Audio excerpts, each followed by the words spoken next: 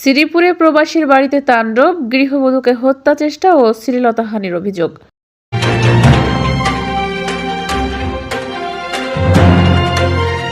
আসসালামু আলাইকুম দর্শক, সকলকে আমন্ত্রণ জানাচ্ছি বিবিআর নিউজে। গাজীপুরের শ্রীপুর থেকে ওসমান গনির পাঠানো তথ্যচিত্রে বিস্তারিত দেখুন।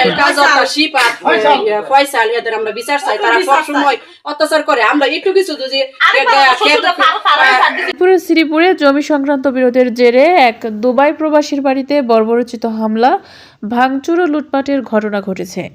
হামলায় বাধা দিতে গেলে এক গৃহবধূকে শ্বাসরোধে হত্যা চেষ্টা ও শ্লীলতাহানির অভিযোগ ওঠে। বুধবার 28শে জানুয়ারি সকাল আনুমানিক 10টা 30 মিনিটে শ্রীপুর উপজেলা বরমী ইউনিয়নের লাকচতল গ্রামে এই ঘটনা ঘটে। ভুক্তভোগী গৃহবধূ তহমিনার স্বামী রুবেল মৃধা বর্তমানে দুবাই প্রবাসী। তিনি শ্বশুর মতিন মৃধা ও শাশুড়ি জরিনা খাতুনের সঙ্গে বসবাস করেন।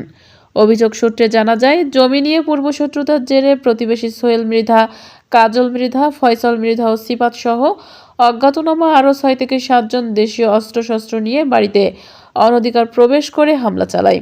হামলাকারীরা তাহমিনা ও তার শ্বশুর শাশুড়িকে এলোপাথারিভাবে মারধর করে গুরুতর আহত করে। এ সময় 1 নম্বর বিবাদী সোহেল মৃধা ভুক্তভোগীর গলা থেকে আনুমানিক 1,80,000 টাকার মূল্যের 1 ভরি ওজনের স্বর্ণের চেইন ছিনিয়ে নেয় এবং পরে শ্বাসরোধ করে হত্যা চেষ্টা চালায় বলে অভিযোগ করা হয়। 2 নম্বর বিবাদী কাজল মৃধা ওই গৃহবধূকে শ্লীলতাহানি করে। এছাড়াও অন্যান্য অভিযুক্তরা ঘরের আসবাবপত্র ভাঙচুর করে ব্যাপক ক্ষয়ক্ষতি সাধন করে। আহতদের মধ্যে জরিনা খাতুনকে প্রথমে শ্রীপুর উপজেলা স্বাস্থ্য কমপ্লেক্সে নেওয়া হয়, পরে তার অবস্থার অবনতি হলে উন্নত চিকিৎসার জন্য গাজীপুর শহীদ তাজউদ্দিন আহমেদ মেডিকেল কলেজ হাসপাতালে স্থানান্তর করা হয়। এ ঘটনায় ভুক্তভোগী গৃহবধূর মা লাইলি আক্তার বাদী হয়ে শ্রীপুর থানায় 4 জনের নাম উল্লেখ করে একটি লিখিত অভিযোগ দায়ের করেছেন। শ্রীপুর থানা সূত্রে জানা গেছে, অভিযোগটি গ্রহণ করা হয়েছে এবং তদন্ত সাপেক্ষে দ্রুত আইনানুগ ব্যবস্থা গ্রহণ করা হবে। ভুক্তভোগী পরিবার জানায়, তারা বর্তমানে চরম নিরাপত্তাহীনতায় ভুগছেন।